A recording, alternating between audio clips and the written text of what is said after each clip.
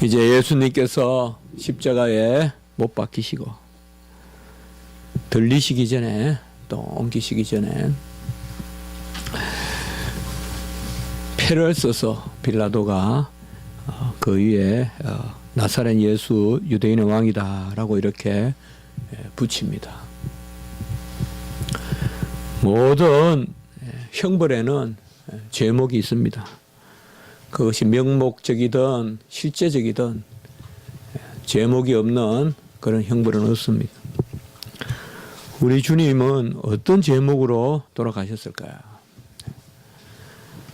아마 반란죄라든지 신성모독죄라든지, 뭐 로마인들에게는 이 신성이란 개념이 또 유대인들과 다르니까 뭐 풍기문란죄라든지 뭐 우리가 여러 가지 제목을 생각해 볼 수가 있겠습니다.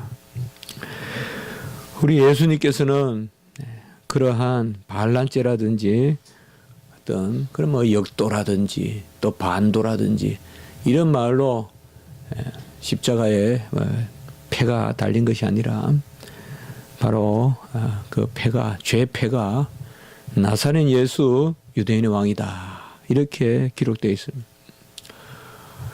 어떻게 보면 죄 패에 문병호 목사 이렇게 적어 놓는 것과 다름이 없습니다. 또 어디 출신 문병호 목사. 그러니 이 죄 패가 예수 그리스도의 죄를 드러낸다기보다 예수 그리스도께서 누구시고 또 그가 어디서 오셨는지 그것을 전해주는 그런 죄패로 기록되어 있습니다. 우리가 살아갈 때 이름을 많이 갖습니다. 고유하게 부모님들이 지어주시고 또 나를 나 자신으로 이렇게 정체성을 갖게 하는 이름이 또 누구든지 있죠. 이름이 없는 그런 사람은 없습니다.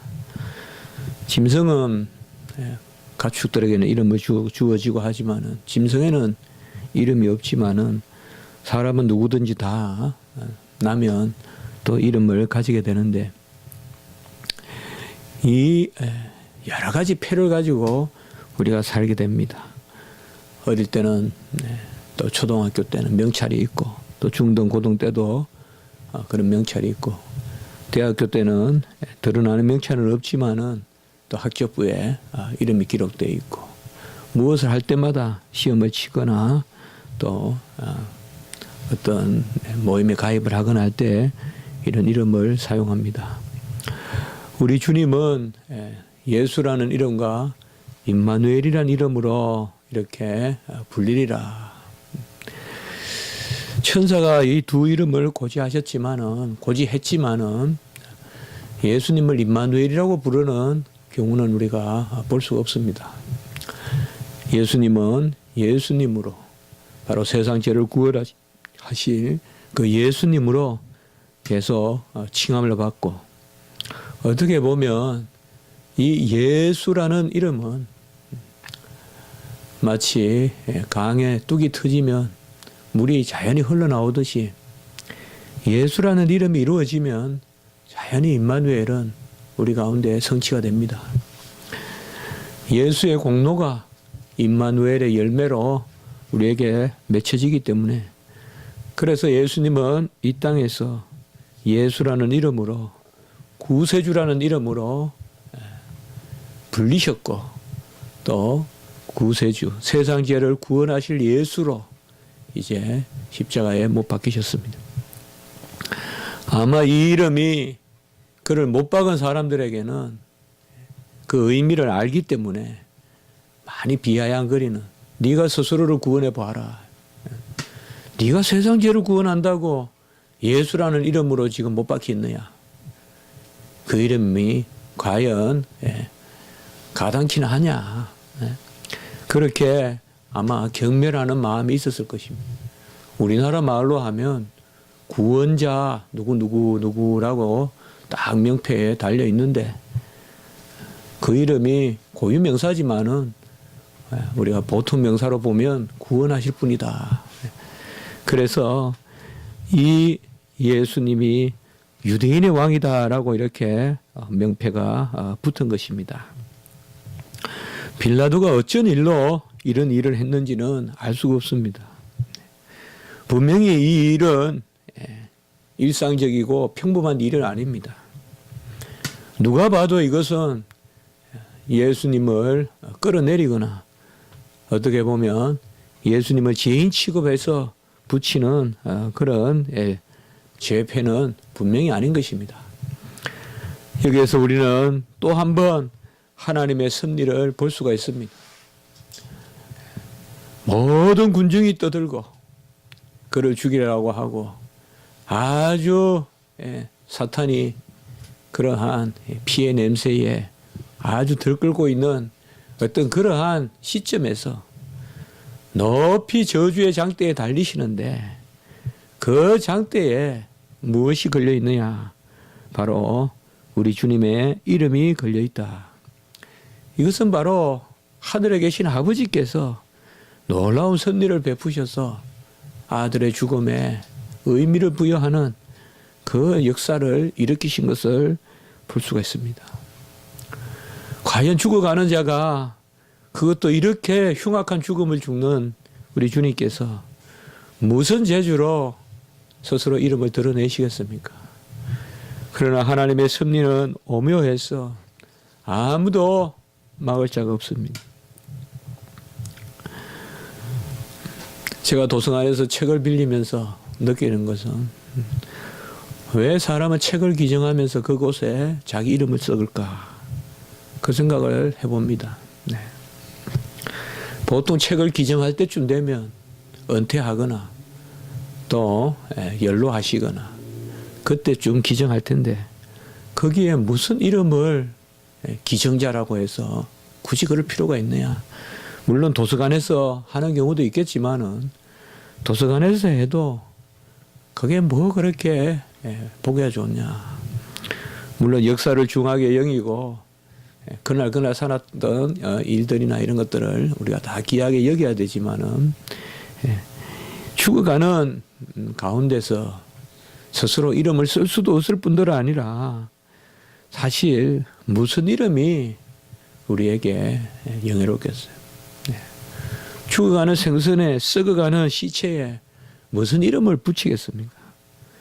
정말 다 부질없어요, 여러분들. 다 부질없어요. 읽지 않을 책은 나눠주는 게 좋고 먹지 않을 밥은 썩어요. 그것 때문에 죽어요. 오히려 나눠주는 게 좋아요. 안 읽는 책도 나눠줘야 돼요. 저도 안 읽는 책이 꽤 많은데요. 다 쓸데없어요. 돈 들여서 책꽂이 사서 꼽아놓으면 뭐합니까? 다 필요 없어요. 눈만 더럽히고 마음만 힘들게 하지. 안 읽을 책은 다 나눠주고 안 먹을 음식은 다 나눠주고 안 입을 옷도 다 나눠줘야 돼요. 누군가가 굶주리고 누군가가 헐벗고 누군가가 그 책을 읽고 싶어도 하는 사람이 분명히 있을 텐데 그것을 고이 무슨 골동품 간직하듯이 그런 다 의미가 없습니다. 이름은 바로 하나님이 새겨주셔야 의미가 있습니다. 예수님의 이름은 절대 우리에게 어떤 마음의 힘듦이나 어떤 그러한 이 허무함이나 이런 것을 주지 않습니다. 예수님의 이 제패에 쓰여 있는 나사렛 예수 유대인의 왕이라는 이 이름은 언제 우리가 바라보아도 우리가 영적으로 십자가를 밝히 본다고 했는데 언제 바라보아도 이 이름은 우리에게 평강을 주고 또 분명한 진리를 우리에게 드러내고 놀라운 강명한 빛을 우리에게 쏟아주는 것을 느낄 수가 있습니다. 칼빈은 이 죄패를 그의 주석에서 복음의 추천장이다 이렇게 이야기했습니다. 바로 이 죄패가 복음의 추천장이다. 아주 잘 그렇게 이 죄패가 어떻게 생겼는지 뭐 알 수가 있겠습니까만은 우리가 그림이나 이런 데 보면 이렇게 직사각형의 그런 판자에 이렇게 쓰여 있는 그런 모습으로 우리가 나타나지 않습니까? 꼭 추천장 같이 생겼잖아요. 칼빈이 그것을 생각해서 그런지 몰라도 얼마나 그런 신령한 주석입니까? 바로 복음의 추천장이다. 누가 이 광경을 생각할 수 있겠습니까? 천사가 호위하고 하늘에 천군을 보내셔서 감싸주시는, 누가 이 복잡한 가운데 하나님의 이름을 이렇게 드러내겠습니까? 우리는 이 세상의 삶을 살 때, 죽을 때까지라도 바로 하나님의 영광의 도구가 되어야 됩니다. 다 쓸데없는 것들, 필요 없는 것들을 걷어내고 오직 우리를 구원할 만한 이름만 남기시고, 바로 나사렛 예수 유대인의 왕이다. 그 이름으로 우리 주님께서는 나타나시는 것입니다. 19세기에 소위 역사적 예수 연구를 한답시고 우리 주님의 모든 삶을 과학적으로 분석해 보자. 그런 조류가 있어서 데이비드 스트라우스라든지 르랑이라든지 또 슈바이처라든지 와이스라든지 이런 학자들이 아주 들고 일어나서 그렇게 했습니다. 그래서 예수님의 생애를 다 추적하고는 예수님의 생애에는 신화가 많다거나 또 비현실적인 그런 부분이 많다거나, 특별히 이 십자가를 다루면서는 가장 이 사람들이 어려운 것이 바로 이 십자가를 어떻게 다룰 것인가, 역사적으로. 그래서 의미를 부여하는데 예수님은 실패한 그런 혁명가라거나 또 예수님은 어떤 나사렛의 그러한 열심당이라거나 뭐 이렇게 예수님의 죽음에 대해서 소위 역사적 예수 연구를 한답시고 그렇게 했지만은 우리는 그런 것들을 다 부질없다고 여깁니다. 예수님의 역사는 성경에서만 우리에게 파악이 되고 믿음으로만 아멘으로 받아들여지는 것입니다. 역사도 진리도 가르침도 전부 믿음으로 말씀을 받을 때 오는 것입니다. 분명히 성경의 역사도 성경의 역사성이라고 우리가 하지만은 성경의 역사도 과학적 역사입니다. 그렇지만은 그것을 받아들이는 그 모습은 믿음으로 우리가 받아들이는 것입니다. 예수 그리스도가 분명히 나사렛 예수 유대인의 왕이다라는 이러한 제패로 달리셨습니다.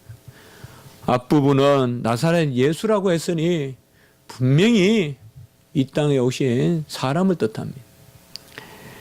그런 인자로 하늘에서 오시고 인자로 더불어 먹고 마시고 인자가 머리 둘 곳이 없다 그랬고 인자가 사흘 만에 팔려 넘기우고 사흘 만에 다시 살아나실 것을 예언하시고 인자가 구름으로 구름 가운데 내려오시는 것을 인자라고 계속 말씀하시면서 이 땅에서 전하셨습니다. 나사렛 예수는 바로 사람이신 예수 그리스도. 분명히 이 지상의 발을 밟고 분명히 육체를 지니시고 먹고도 마시기도 슬퍼하시기도 하신 그 인성의 예수를 뜻하고, 유대인의 왕이라는 것은 바로 하나님의 아들이다. 언약적으로 이 왕이라는 개념은 아들이라는 개념이기 때문에 유대인의 왕이 메시아로 고백된다면 그것은 분명히 하나님의 아들이다 이 말이에요. 사람이 왕일 때는 다윗의 후손에서 난 그러한 세상의 왕이지만은 메시아로 오시는 왕은 하나님의 아들이다 이 말이에요. 그러므로 나사렛 예수 유대인의 왕이라는 것은 그분이 참 사람이시고 참 하나님이시다. 지금 계신 모습을, 십자가에 달 걸리신 모습을 그대로 전해주는 그 죄표가 되겠다 이 말이죠. 그는 참 하나님이시자 참 사람으로서 죄가 없어진 가운데 죄인으로 십자가에 걸려 계시다는 것을 이 죄패는 마치 신학사의 깊은 그러한 책과 같이 우리에게 증거해 주고 있다 이 말이에요. 그는 신인 양성의 위격 가운데 전능하신 분이 마치 무능한 자와 같이 십자가에서 죽으셨다 이 말이에요. 모든 것을 다스리시고 모든 것을 주장하시는 분이 아무것도 할 수 없는 아무것도 없는 분과 같이 십자가에 달려 계신다. 그것이 바로 나사렛 예수 유대인의 왕이다라고 쓴 말씀인 것입니다. 이 세상에 누가 이러한 패를 가지고 수 있을 것이며 혹은 객기로나 가식으로나 이런 패를 가진다고 해도 누가 이 패에 걸맞은 대속의 죽음을 죽을 수 있겠습니까? 오직 예수 그리스도만이 참 하나님이요 참 사람이고 그 패를 가지실 뿐만 아니라 그 가운데서 우리를 위하여 죽으신다. 이 이름이 세상 망방에 전해져야 되는데 이 이름이 오순절에 방언으로 각국의 언어로 증거가 되는데 이제 오늘 보면 히브리, 로마, 헬라 말로 기록되었습니다. 상당히 저는 이 말씀이 귀하다고 여깁니다. 바로 예수님의 이름이 이제 유대 지경에서 또 아니면 그 영역에서 보편화되는 것을 볼 수가 있습니다. 이것도 하나님의 뜻입니다. 히브리 말로도 로마 말로도 헬라 말로도 기록되어 있습니다. 이것은 무엇을 의미하느냐? 우리가 히브리 말은 이 당시에 아람과 섞인 그런 말이라고도 볼 수 있습니다. 그렇기 때문에 바로 그 밑에 있는 사람들을 다 보게 하시고 유대인들이 다 독해할 수 있도록 그렇게 이름을 기록하신 것입니다. 그래서 오늘 여기 말씀해 보면 유대인들이 이 패를 읽는데 히브리와 로마와 헬라 말로 기록되었더라라고 말하고 있습니다. 가장 귀한 이름이 어떤 언어의 거룩함을 쫓아서 기록되지 않았습니다. 히브리 말만 거룩하다, 헬라 말만 거룩하다 하지 않았습니다. 또 나중에 중세 로마 캐톨릭이 말하듯이 로마 말만 거룩하다 하지 않았습니다. 한국말도 하나님의 말씀을 전하면 귀한 것이고 영어도 귀한 것이고 어떤 저 스왈드시 언어 같은 그런 언어도 귀한 것이고 우리가 알지 못하는 불과 1-2천 명이 사용하는 언어도 하나님의 말씀으로 그것이 기록이 되고 또 복음의 도구가 되면 다 귀한 것이 아니겠습니까? 히브리 말로도 로마 말로도 헬라 말로도 기록되었다. 로마 말, 곧 라틴어만 거룩하다고 중세인들이 말하고 로마 캐톨릭은 요새도 아직 그런 잔재가 남아있지만 그게 무슨 이야기냐 이 말. 다 쓸모가 없다. 종교개혁 때 브네큘라라고 해서 그 당시에 속어인 불란서, 독일어, 체코, 영어 전부 다 속어 아니에요. 속어. 소위 말하는 속된 언어. 그런 언어로 성경이 번역되면서 바로 놀라운 초대교회 이후에 온전한 부흥이 종교개혁 때 있지 않았습니까? 종교개혁이 곧 진정한 부흥이거든요. 종교개혁이 부흥입니다, 여러분들. 우리 무슨 부흥운동 하는데 정말 부흥운동은 종교개혁이에요. 종교개혁이 진정한 부흥운동이에요. 바로 주님께서 유대인의 왕이라고 쓰라 하니까 유대인들이 빌라도에게 자칭 유대인의 왕이라 쓰라. 이들도 바보가 아닌 이상 얼마나 두려운 일이고 섬뜩한 일이겠어요. 찌른 자도 볼 것이요. 그를 찌른 그들의 눈에 새겨져 있는 유대인의 왕이다. 자칭 유대인의 왕도 아니고 자칭이라 그랬으면 뭐예요? 바로 찰나마도다. 이렇게 우리가 신성을 모독했다. 이렇게 볼 수 있지만 유대인의 왕이라고 그렇게 제표에 쓰여 있으니 유대인들이 얼마나 이것을 보기가 거북했겠어요. 그래서 자칭 유대인의 왕이라 쓰라 하니까 빌라도가 대답하되 내가 쓸 것을 썼다라고 이렇게 말하고 있습니다. 예수는 분명하게 죄가 없는 죽음을 죽고 있다는 것을 아마 이 빌라도는 알고 있었을 것입니다. 빌라도는 똑똑했다고 우리가 살펴보았고 그러면서도 정치적이다. 이렇게 우리가 생각해 보았죠. 진리가 무엇이냐라고 묻는 모습을 보면 아주 탐구하는 그러한 지식을 추구하는 그러한 현인적인 모습도 있지만은 그러면서도 이렇게 저렇게 계속 말을 바꾸고 생각을 바꾸는 것을 보면 어쨌든 그도 살아남아야 되는 그런 인간의 한 군상일 뿐이다.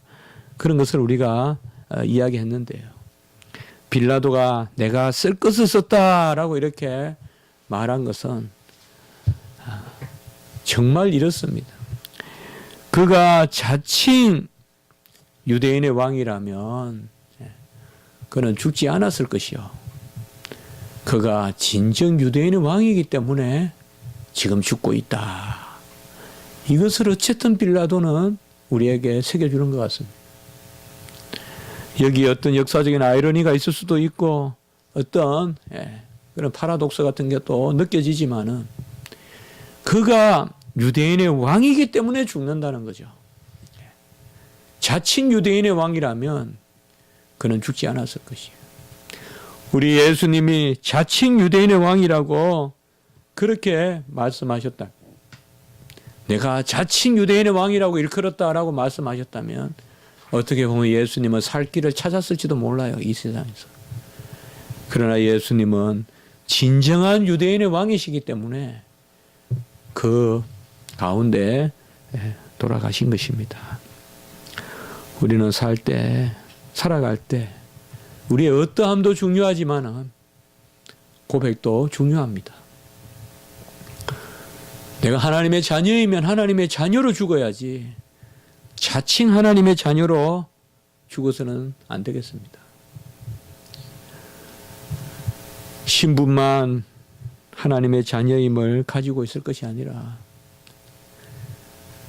우리가 남길 이름도 하나님의 자녀가 되고 우리가 살아가는 행동 거지의 기준도 하나님의 자녀가 되는 그것이 바로 중요한 것 같습니다.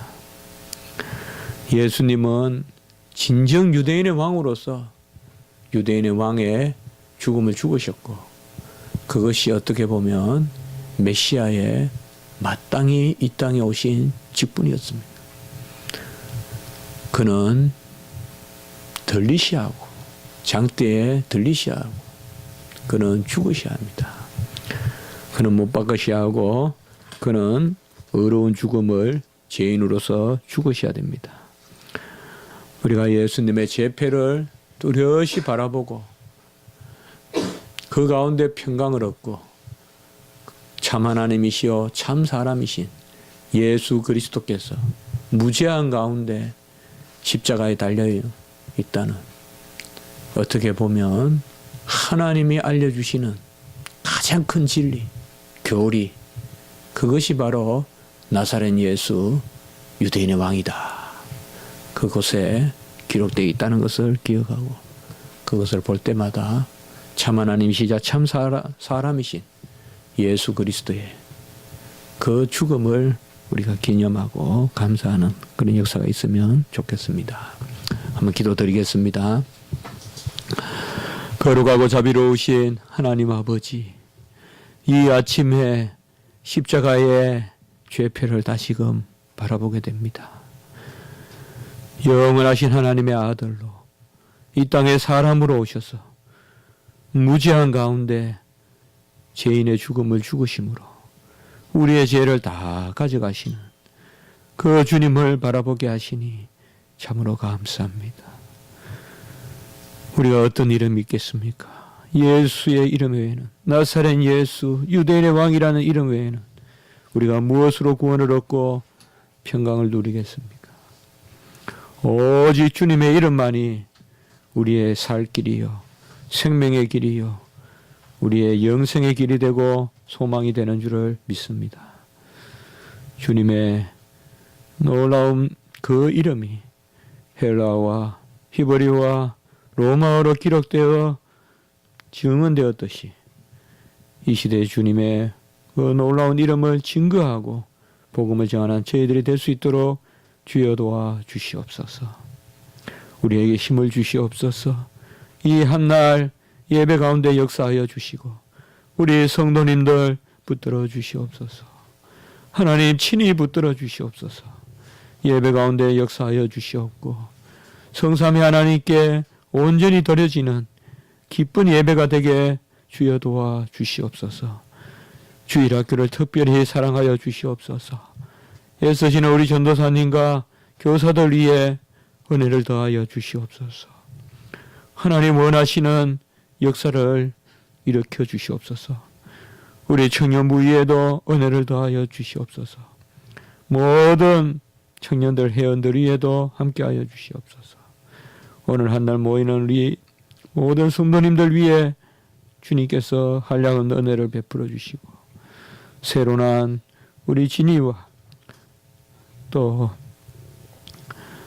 우리 아버지의 건우와 이래와 또 우리 복중의 아버지의 민수까지라도 하나님 사랑하여 주셔서 정말 우리 교회에 파릇파릇한 새싹이 나듯 새 생명을 허락하셨는데 그들이 큰 주의 일꾼이 되게 하시고 정말 흠모할 만한 아름다운 그런 주의 백성으로 자라갈 수 있도록 주여 도와 주시옵소서.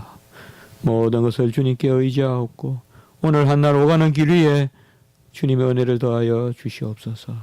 구주 예수 그리스도 이름으로 감사하며 기도드리옵나이다. 아멘.